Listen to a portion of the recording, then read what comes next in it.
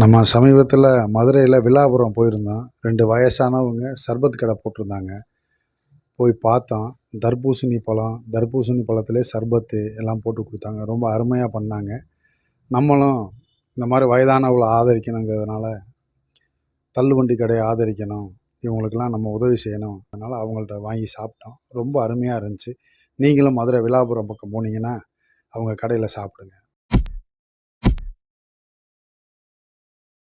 வீரபத்திரப்பிள்ளை colony முன் தண்ணிப்பழ juice கடை ஒன்று இருக்கிறது.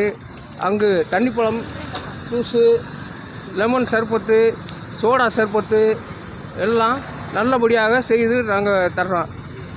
மக்கள் வந்து 25 சர்பத்து, தண்ணிப்பழம் சர்பத்து 25, தண்ணிப்பழம் கிலோ 20 முதல் நாங்கள் வியாபாரம். சர்பத்து 25 எல்லாம் நல்லபடியாக நாங்கள் செஞ்சு தர்றோம். எல்லோரும் வந்து நல்லபடியாக சாப்பிட்டு செல்லவும்.